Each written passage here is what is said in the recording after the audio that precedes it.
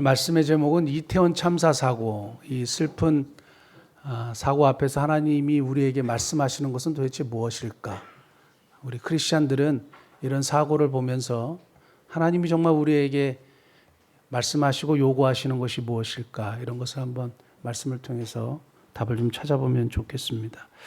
지난 10월 29일에 이태원에서 압사 사고가 일어나서 사망자가 156명, 부상자가 157명.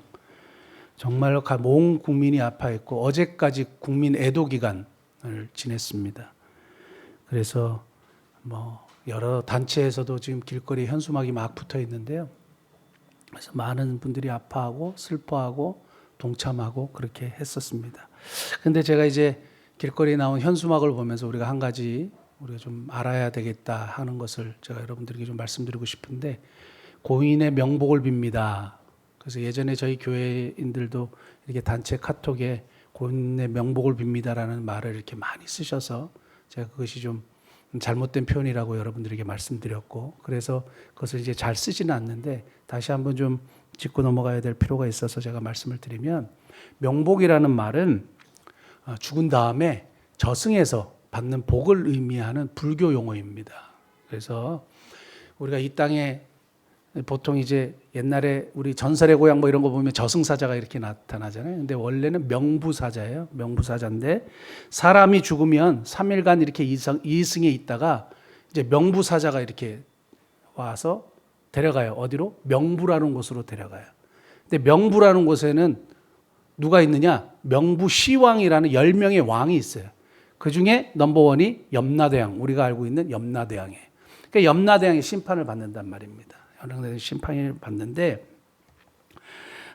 지옥으로 떨어지지 않고 극락으로 가라는, 그래서 죽은 다음에 명복을 빈다는 얘기는 죽은 다음에 지옥으로 가지 말고 극락 왕생하라는 거죠. 그래서 이 땅에 있는 후손들이나 가족들이 절도 짓고 막 이렇게 막 여러 가지 불공도 드리고, 그래서 죽은 사람이 극락왕생하도록 이렇게 하도록 하는 것이 명복을 빈다는 의미예요. 그래서 사실 우리 기독교인에게는 전혀 맞지 않죠. 우리는 이미 이 땅의 것으로 천국과 지옥이 딱 결정이 되기 때문에 여기서 아무리 우리가 죽은 자를 위해서 기도한다고 해도 지옥에 있다가 갑자기 천국으로 가느냐? 그게 안 된다 이 말이에요. 그러니까 우리 기독교 신앙하고는 명복을 빈다는 얘기는 맞지 않는 거죠. 그런데 2020년 6월 18일 경향신문의 단국대학교 그 동양학과 교수님이 명복은 빌지 않습니다, 이런 글을 이제 기고했습니다. 그런데 저승의 재판을 관할하는 그 시왕, 염라대왕과 같은 이런 왕들은 공평하고 정의로운 존재가 아니라는 거예요. 어떤 존재냐? 굉장히 감정적이고 편파적이라는 거예요. 이 사람이 생전에 정말 극악무도한 사람인데도 시왕에게 이렇게 공양을 드린 적이 있으면 극락으로 보내준다 이거예요. 아주 나쁜 짓을 했는데도 이 시왕에게 공양을 드리고 이랬으면 이렇게 좀 보내준다 이거예요. 근데 아무리 착하게 살고 바르게 살아도 시왕에게 공양을 올리지 않았거나 불공을 드리지 않았으면 너는 아니야 하고 저쪽으로 보낸다는 거예요. 그러니까 이 땅에 어떻게 살았는지 아무 그것이 아니라 자기들에게 어떻게 공양을 했는지에 따라서 편파적으로 판단한다, 이제 이렇게 얘기해서 명복을 빌지 않는 것이 맞다, 이렇게 이제 이야기한 것을 제가 읽어보았습니다. 우리는 살아있을 때 우리의 신앙으로 천국과 지옥이 결정되는 것이기 때문에 죽은 다음에 명복을 빚는 것은 맞지 않는 표현이고, 그래서 우리가 조의를 표합니다. 삶과 조의를 표합니다. 괜찮고 하나님의 위로하심이 함께 하시기를 바랍니다. 왜냐하면 우리 크리스찬들의 포커스는 죽은 자가 아니라 살아있는 유가족이에요. 그래서 제가 예전에 현충원에 이렇게 장례 집례를 하려고 갔는데요. 현충원에는 이렇게 국가 유공자들을 위해서 나라에서 이렇게 종교 지도자들을 이렇게 보내가지고 장례를 이렇게 치러준단 말입니다. 처음에 카톨릭 신부님 나와가지고 뒤를 돌아보고 죽은 자를 위해서 이렇게 연기를 피우고 이렇게 하죠. 또 스님이 그 다음에 나와가지고 저쪽 뒤를 보고 죽은 자를 위해서 이렇게 목탁을 치고 하죠. 그 다음 원불교에서 나와가지고 또 이렇게 죽은 자를 위해서, 망자를 위해서 기도하고 하는데, 우리 개신교 목사님이 딱 마지막에 나와가지고 망자를 보지 않고 우리 유가족들을 보고 설교를 하시죠. 그리고 위로를 하시죠. 이게 개신교와 다른 종교의 차이점이에요. 우리는 죽은 자를 위해서 기도하지 않습니다. 그건 하나님의 선하심에 맡길 뿐이고 이미 결정났기 때문에 여기서 난리를 치고 수억을 드린다고 해서 갑자기 지옥에 갔다가 천국으로 가는 일은 없어요. 그러니까 이 땅에 있을 때 우리에게 기회가 주어졌을 때 우리가 하나님 앞에 회개하고 예수 그리스도를 구주와 주님으로 영접하는 복음을 받아들이는 그런 역사가 있어야 되는 줄 믿습니다. 자, 너무 가슴 아픈 일이고 사랑하는 자식과 가족을 잃는 것이 사람의 가장 큰 상처고 어려움을 준대요. 그래서 그걸 극복하기가 너무너무 어렵대요. 어쨌든 이 이태원 참사 사고로 인해서 가족을 유가족들을 위해서 우리가 생각날 때마다 기도해야 되겠습니다. 저는 그 보면서 이게 마음이 너무 저도 막 이렇게 감정이입이 돼가지고 잘 못 보겠더라고요. 여러분들도 아마 비슷하지 않을까 이렇게 생각을 하는데 저는 이 사건을 보면서 우리 하나님의 백성들은 무엇을 생각해야 되고 하나님이 무엇을 말씀하실까 우리가 귀담아 들어야 된다고 생각합니다.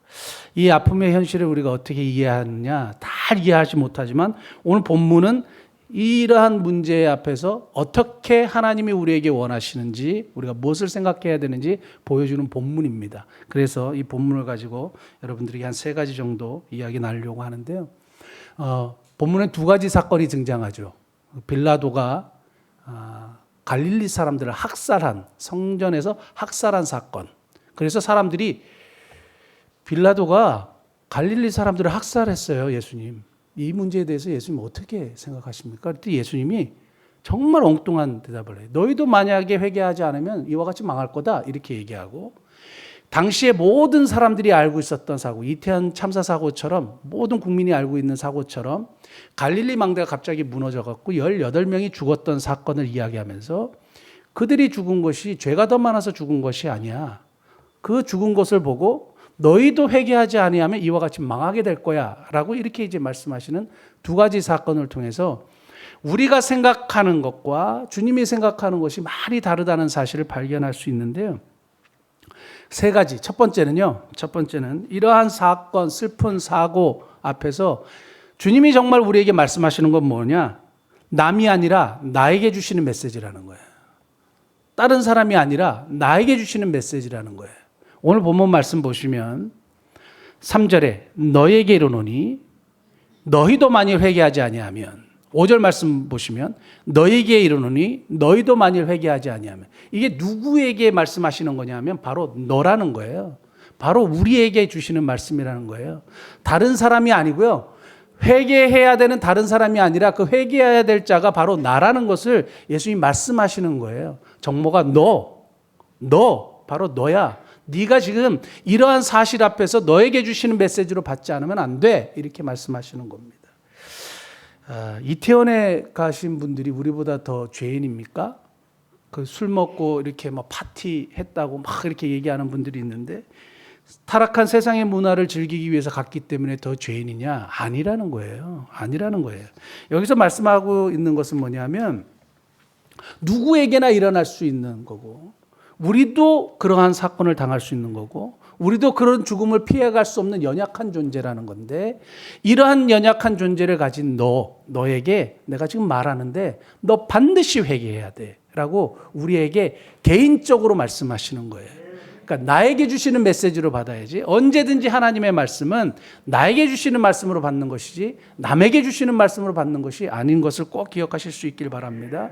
3절 말씀 보면 너희도 만일 회개하지 아니하면 여기서 회개한다는 말은 메타노에오라 그래서 생각을 바꾸는 거예요. 그냥 지적인 동의가 아니라 생각과 삶을 계속적으로 바꾸는 거예요. 계속적으로 바꾸는 삶이 아니면 결국에는 망하게 된다는 거죠. 이런 사고 앞에서 이런 슬픈 사고를 보면서 너희가 너희의 생각과 삶을 계속적으로 바꾸는 작업을 하지 않으면 너희도 결국에는 망하게 될 거야. 이렇게 예수님이 말씀하시는 겁니다. 하나님이 우리에게 회개하면 용서는 해주시지만 회개할 내일을 주시지 않았다 이렇게 말하는 분이 있습니다. 그러니까 회개할 내일을 우리가 언제 부여받을지 몰라요. 그러니까 나에게 기회가 있을 때 하나님께서 지금 나에게 너 지금 회개하라고 말씀하실 때 내가 그 말씀을 나에게 주시는 말씀으로 받고 실천해야 되는 것입니다. 자, 그 3세기경에요. 그 사막교부라는 분들이 있었어요. 사막교부, 데절트 파더스라 그래가지고요.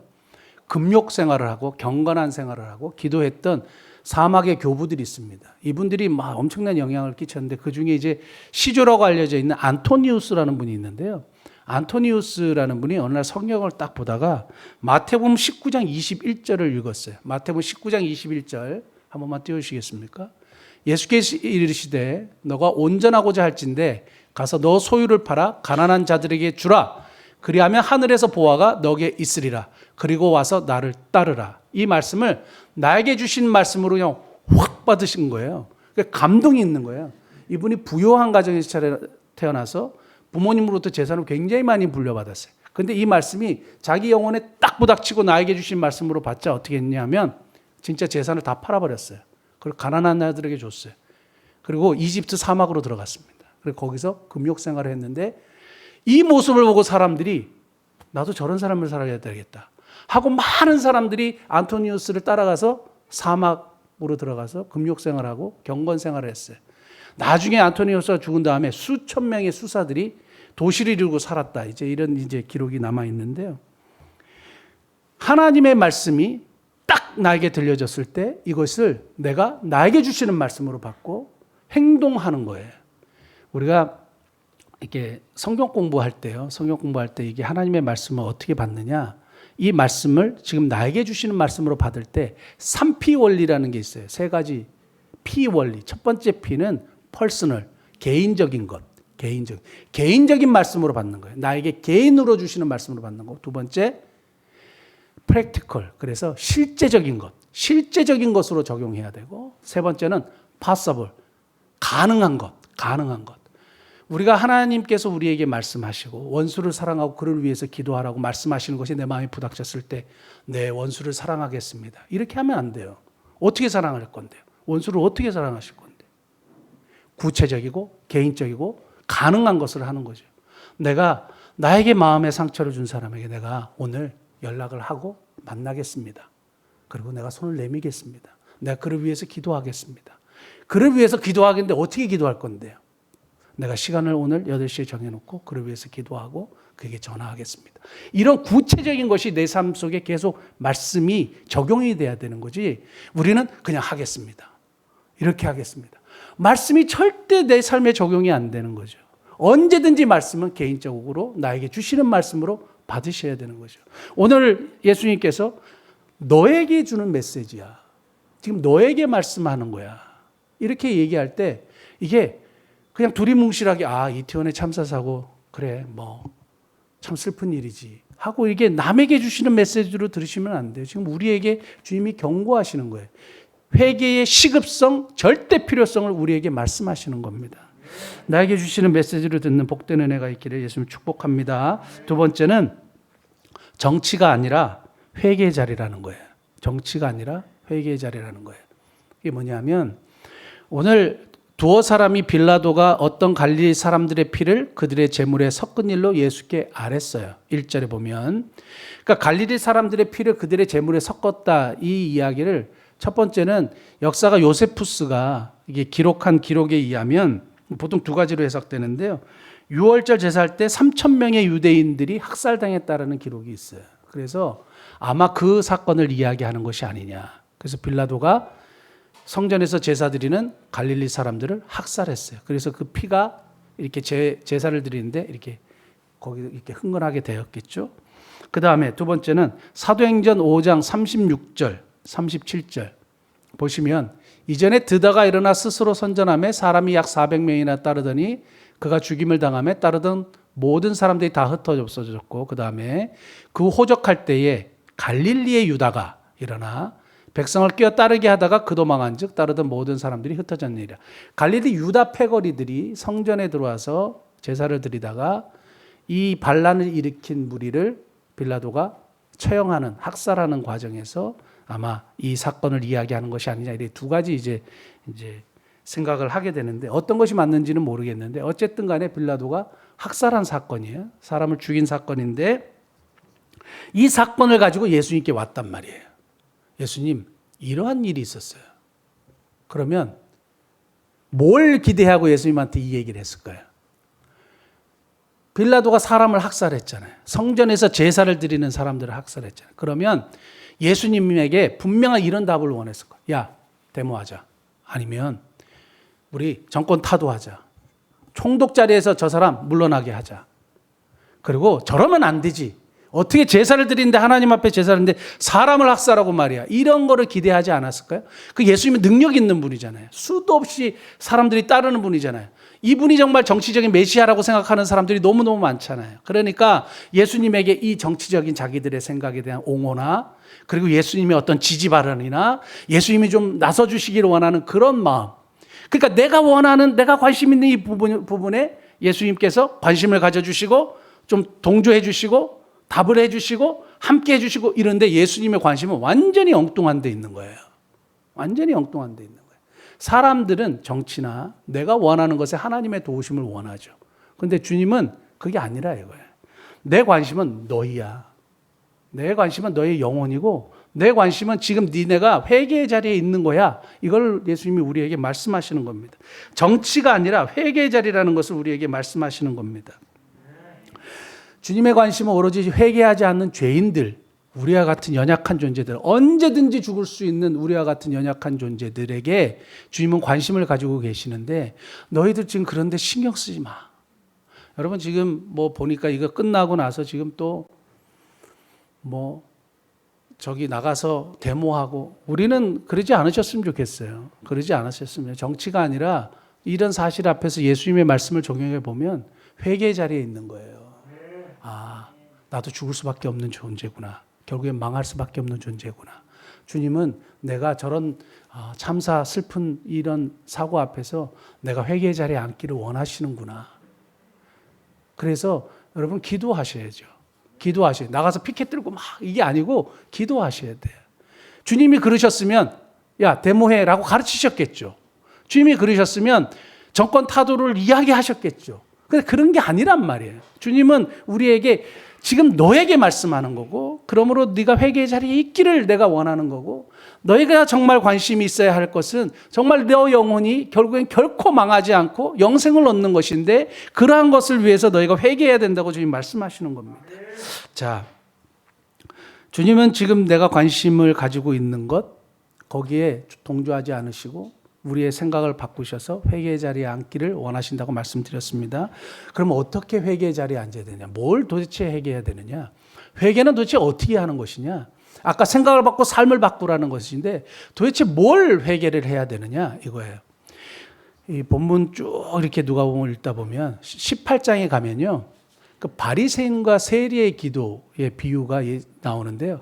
아주 적절한 말씀이 등장합니다. 그 비유가 등장하는데 우리 누가복음 18장 10절부터 13절 말씀 보면 두 사람의 기도하는 내용인데 한 사람은 사람들이 의롭다고 생각하고 스스로도 의롭다고 생각하고 모든 자타공인 의인 바리새인과 모든 사람들이 죄인이고 이 사람은 안 된다고 생각하는 세리의 기도예요. 그런데 모든 사람이 의롭다고 생각한 바리새인은 불합격. 그런데 모든 사람들이 불합격이라고 생각했던 세리의 기도는 예수님이 의롭다. 이렇게 얘기하셨어요. 한번 읽어보겠습니다. 두 사람이 기도하러 성전에 올라가니 하나는 바리새인이요 하나는 세리라. 바리새인은 서서 따로 기도하여 이르되 하나님이여 나는 다른 사람들 곧 토색, 이건 남의 물건을 취하는 거예요. 강도짓하는 거예요. 불의 간음을 하는 자들과 같지 아니하고 이 세리와도 같지 아니함을 감사하나이다. 나는 일에 2번씩 금식하고 또 소득의 11조를 드리나이다. 세리는 멀리 서서 감히 눈을 들어 하늘을 쳐다보지도 못하고 다만 가슴을 치며 이르되 하나님이여 불쌍히 여기소서 나는 죄인이로소이다 하였느니라. 그 다음에 이제 14절에 보면 이 사람의 기도가 의롭다. 하나님이 예수님이 그렇게 말씀하셨는데요. 자, 모든 사람들이 의롭다고 하고 스스로도 의롭다고 하고 도덕적인 의가 있었고요. 그래서 토색하고 살인하고 간음하지도 않았고 그래서 오늘날로 따지면 청문회 나가도 전혀 걸릴 것이 없는 사람들이 바리새인이에요. 그런데 안 된다 이거예요. 도덕적인 의 통과 못한다 이거예요. 그 다음에 소득의 11조를 드리고 종교적인 의 안 된다 이거예요. 그런데 세리의 기도는 주님이 의롭다고 하셨어요. 왜 의롭다고 얘기했냐면 13절 다시 한번 띄워주시겠습니까? 세리는 멀리 서서 감히 눈을 들어 하늘을 쳐다보지 못하고 다만 가슴을 치며 이르되 여기에 세리의 포인트가 있어요. 하나님이여 뭐요? 불쌍히 여기소서 나는 죄인이로소이다. 이걸 제가 그 신약 헬라어를 보니까 불쌍히 여기소서가 힐라스코마이라는 단어인데, 이게 구약의 그 지성소에 들어가면 법궤가 있고 그 법궤 위에 시은소, 시은 자가 있거든요. 그게 뭐냐면 그 대속죄일 날 그 대제사장이 한 번씩 거기 들어가서 백성의 죄를 위해서 거기에 피를 뿌려요. 거기에 피를 뿌려요. 그러니까 힐라스코마이가 그 시은 자를 얘기하는 거거든요. 그래서 피를 뿌려서 죄 용서를 받는 거예요. 그러니까 나를 불쌍히 여기소서의 그 핵심에는 뭐가 있느냐 하면 예수 그리스도의 대속에 보혈의 피가 포함되어 있는 거예요. 그러니까 자신의 의, 도덕적인 의, 종교적인 의 안 된다 이거예요. 근데 오직 예수 그리스도의 십자가의 보혈로만 가능하다는 것을 저 말씀을 통해서 우리에게 보여주시는 거예요. 하나님이여 불쌍히 여겨주십시오. 나의 의로서는 안 되고 도덕적인 의로서도 안 되고 나는 정말 연약한 존재이고 나는 죄인일 수밖에 없지만 예수 그리스도의 십자가의 보혈의 공로를 의지하지 않으면 나는 도저히 구원받을 수 없는 죄인입니다. 이걸 고백하는 거예요. 그 다음에 나는 죄인이로소이다 저 고백의 내용을 살펴보면요, 모든 사람이 죄인이고 나도 그 중에 한 죄인입니다가 아니고요, 나만 죄인입니다. 나만 죄인입니다라는 고백이에요. 다 괜찮은 사람들인데 나만 죄인입니다라는 고백이에요. 예수 그리스도의 보혈의 공로가 없이는 내가 구원받을 수 없는 죄인이고 내가 보니까 나만 죄인입니다. 나 같은 죄인이 세상에 없습니다라는 고백으로 이 사람의 기도가 의롭다고 인정을 받는 거예요. 우리가 하나님 앞에 회개의 자리에 있을 때 뭐라고 기도해야 되냐면, 하나님 나는 나의 의가 없고 내가 할 수 있는 것은 아무것도 없고 나의 도덕적인 의로도 나의 열심으로도 나의 종교적인 신앙생활로도 의로움을 얻을 수 없지만 예수께서 나를 위해서 흘리신 십자가의 보혈을 근거해서 하나님께서 나를 의롭게 여겨 주옵소서, 나를 불쌍히 여기 주옵소서, 나만 죄인입니다. 이렇게 고백함으로 의롭다고 받게 된다는 사실입니다. 예수 그리스도의 십자가를 통해서만 구원을 받을 수 있다는 말씀인데, 나의 의가 아니고 종교적인 행위도 아니고 예수 그리스도의 십자가의 속죄로만 하나님의 나라에 합당한 사람이 된다라는 말씀입니다. 마지막 세 번째 이 그 참사 사고를 생각하면서 우리에게 주시는 메시지는 이겁니다. 세상이 아니라 영원에 관심을 가지라는 거예요. 세상이 아니라 뭐요? 영원에 관심을 가지라는 거예요. 보십시오. 우리가 20년을 살고 30년을 살고 40년을 살고 뭐 50년을 살고 80년을 살고 결국에는 죽잖아요. 그게 이 세상에서 우리에게 주어진 삶이에요.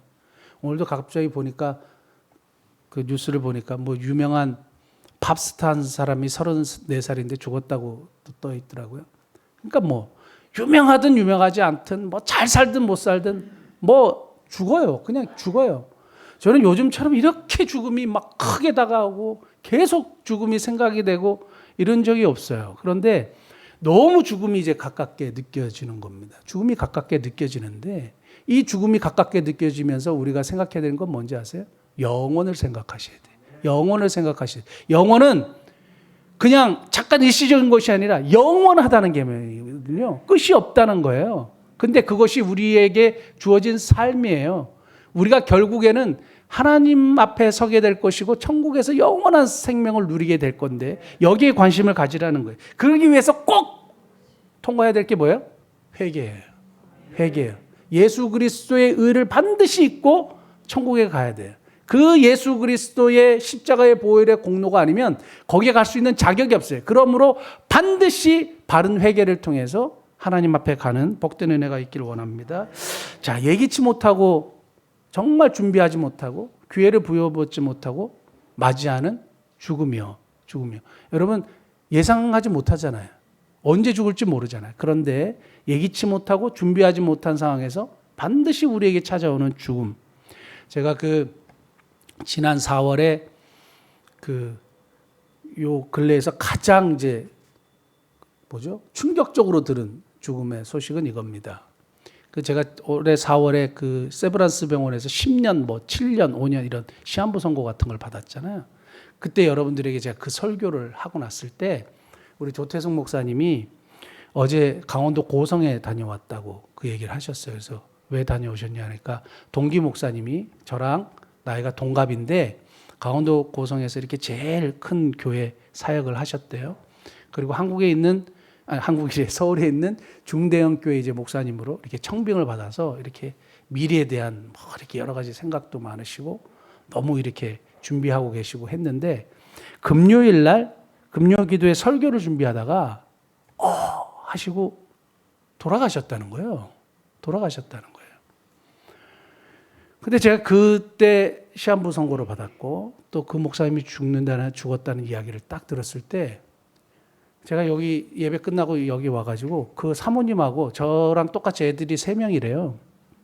그래서 제가 그 가족을 위해서 기도를 하는데 막 눈물이 나는 거예요. 눈물이 나는데 저한테 강력하게 마음속에 팍 드는 생각이 뭐였냐면 하나님, 그 목사님의 죽음은 너무너무 안타깝지만 저에게는 죽을 준비를 할 수 있는 기회를 주셔서 너무 감사합니다. 죽을 준비를 할 수 있도록 기회를 주셔서 너무 감사합니다. 준비되지 못한 상황에서 예기치 못한 죽음이 우리에게 찾아오는데 지금 나에게는 죽을 준비할 수 있는 기회를 주신 것이 너무 감사한 거예요. 요즘에 이제 우리 권사님들 몇 분하고 이렇게 이야기를 나누다가 갑자기 저한테 그러시더라고요. 저는 이렇게 탁 죽어서 천국 갔으면 좋겠다고. 지금 그냥 딱 천국 갔으면 좋겠대요. 그 왜요? 그러니까 몸이 너무 아파서 그냥 탁 죽어서 천국 갔으면 좋겠다라는 분이 계셨고, 그냥 세상에 이제 미련이 아무것도 없대요. 세상에 미련이 아무것도 없대요. 그래서 딱 그냥 천국 갔으면 좋겠대요. 그래서 지금 천국 가시면 안 된다고. 지금 천국 가시면 안 된다고. 왜? 맡겨진 사명을 좀 감당하고 가야지. 그냥 딱 천국 가면 뭐 도대체 어떻게 하시려고요? 왜냐하면 천국에 그냥 가는 것도 좋은데요. 우리에게 뭐 영생 복락을 주시는 건 너무 감사한데 성경에도 부끄러운 구원이 있거든요. 성경에도 부끄러운 구원이 있어요. 한 번만 찾아볼게요. 고린도전서 3장 12절부터 15절 말씀 보면 만일 누구든지 금이나 은이나 보석이나 나무나 풀이나 지푸로 이 터 위에 세우면, 이 터는 예수 그리스도예요. 예수 그리스도라는 신앙의 터 위에 각 사람의 공적이 나타날 터인데 그날이 공적을 밝히리니 이는 불로 나타나고 그 불이 각 사람의 공적이 어떠한 것을 시험할 것임이라. 만일 누구든지 그 위에 세운 공적이 그대로 있으면 상을 받고 누구든지 그 공적이 불타면 해를 받으리니 그러나 자신은 구원을 받되 불 가운데 받은 것 같으리라. 이게 뭐냐면 여러분 불을 탁 통과하면 어떻게 되겠어요? 내가 그냥 불을 통과했는데 죽지는 않았어. 그럼 다 탔겠죠. 그리고 뭐가 있겠어요? 알몸만 남겠죠. 그러니까 구원이 마치 이런 것과 같다는 거예요. 불 가운데서 모든 게 없어. 아무것도 한 게 없어. 그리고 그냥 벌거벗은 채로 구원을 받는 것 같은 그 약간 부끄러운 구원을 성경에서는 이야기하고 있는 거예요. 구원은 너무 값지고 행복하고 복된 것이에요. 그러나 성경에서 이렇게 말씀하시는 것은 뭔가 부끄러운 구원이 분명히 있기 때문에 우리에게 말씀하시는 거거든요. 그러니까 여러분 그냥 갑자기 나 천국 가야지. 하나님 나 그냥 데려가시면 안 돼. 이러시면 안 돼요. 사명을 감당하고 가셔야지. 기회가 주어졌을 때 뭔가 우리가 하나님 앞에서 복음을 전하고 하나님이 기뻐하시는 일들을 하고 가장 중요한 회개를 하고 가셔야 되죠. 그러니까 그냥 천국 간다는 얘기 취소하십시오. 여기 저한테 그냥 천국 간다고 얘기했던 분들은 다 취소하세요. 그건 진짜 허황된 소리예요. 허황된 소리예요. 죽을 준비를 잘 하셨다가 가시기를 원합니다. 자, 그런데 여러분 어떻게 죽을 준비하시겠어요? 어떻게 영혼을 준비하시겠습니까? 갑자기 누구에게나 찾아오는 죽음 앞에 여러분들은 어떤 죽음을 죽으시겠습니까? 어떤 죽을 준비를 하시겠습니까? 미안한데 우리 여기 젊은 친구들 미래가 창창해서 죽는다는 얘기해서 미안한데요. 어쨌든 간에 우리가 어떻게 죽을 준비를 하시겠어요? 친구들은 80년, 90년 사세요. 그런데 70년 동안 어떻게 죽을 준비할지 잘 생각하시고 사시길 바랍니다. 자, 여러분 어떻게 죽을 준비하시겠어요? 여러분들의 숙제. 제가 여러분들에게 숙제를 드릴 테니까 잘 어떻게 죽을 준비를 할 것인가 생각하실 수 있기를 바랍니다. 제가 해외에 특별히 가난한 지역에 교회를 세우는 일이나 복음을 전하는 일이나 그리고 이런 일들을 하나님께서 제 마음에 주셔서 자꾸 이런 일들을 하게 되는 것은 정말 잘 죽고 싶은 거예요. 정말 잘 죽고 싶은 거고 잘 죽을 준비해서 주님이 갑자기 데려가시면 제가 하나님 우리가 어떤 뭐 공적이나 이런 것을 가지고 하나님 앞에 서는 것은 아니지만 예수 그리스도의 십자가의 의로 서는 것이지만 제가 하나님 이런 사명 나에게 주신 감동을 따라서 하고 왔습니다. 고백하고 싶은 거죠. 사랑하는 성도 여러분, 그런 고백이 저와 여러분들이 있기를 예수님을 축복합니다. 세 가지 말씀드렸습니다. 남이 아니라 나에게 주시는 메시지이다. 절대 다른 권사님에게 주시는 메시지가 아니라 나에게 주시는 메시지이다. 두 번째는 정치가 아니라 회개의 자리다. 세 번째는 세상이 아니라 영혼에 관심을 가지라는 겁니다. 기도하시겠습니다.